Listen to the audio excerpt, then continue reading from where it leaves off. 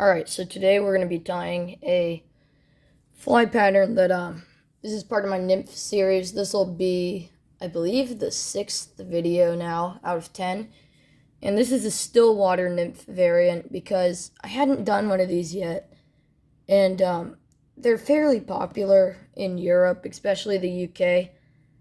So, yeah, this one I tied with a dubbing loop and then turkey for the tail and for the back of it.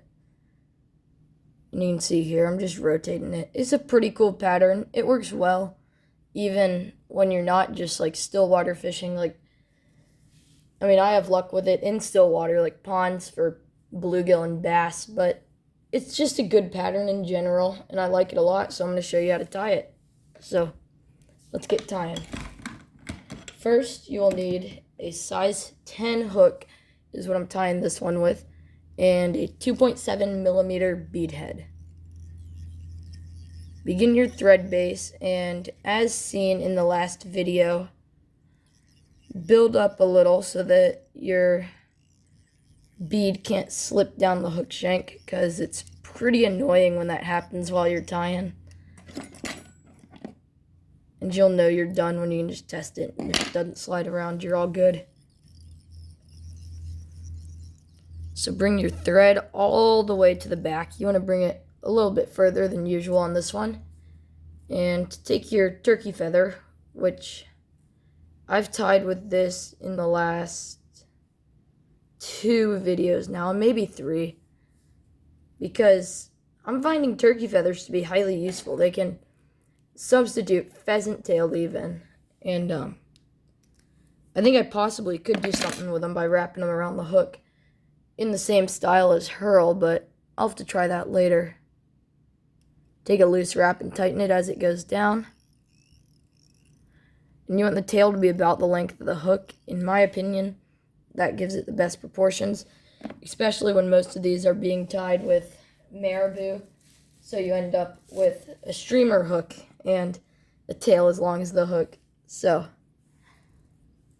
this is just my variation on just a standard nymph hook. So tie a little bit of dubbing in right here, and then lift your feather and just tie off the excess. Pull out a few inches. Actually, hold on. So I'm going to wrap up the hook shank a little so that I can more easily tighten my dubbing loop and get it to the correct proportions.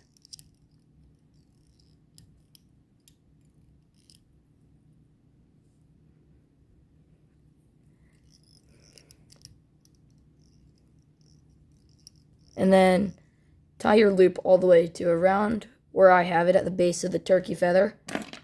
Take your dubbing loop twister and pull clumps of dubbing, allowing them to rest against the thread.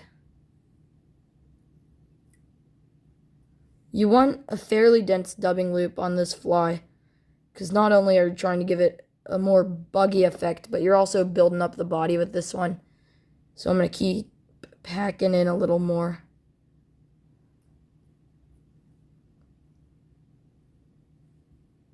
Alright, now I'm going to allow it to tighten in on itself and twist it up.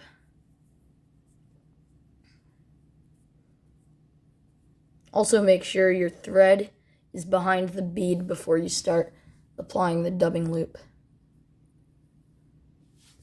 So I'm going to wrap it manually for the first few wraps to get the main part of that body down the back part. Then, now that the turkey feather's out of the way, I'm going to use the rotary. And when it gets in the way, you can manually wrap it. And you see here, it sort of naturally tapers it, the way you can do manual, rotary, manual. And now,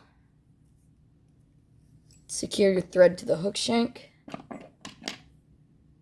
Trim the excess.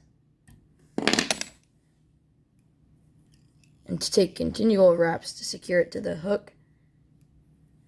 And now when I do dubbing loops and want a really buggy body, I take a toothbrush. And this is a little one that I bought like at a dollar store for really cheap.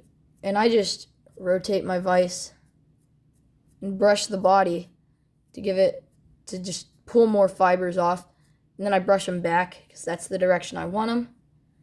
And now the only step that's remaining is to take your turkey feather and pull it over the hook shank like so.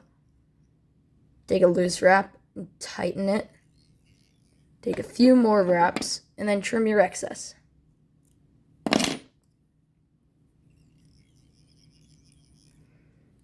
Now at this point I usually add a little more dubbing, so I'm going to do that. Twist it onto the thread and bring your thread in front of it. Take your whip finisher. Pull out your extra thread.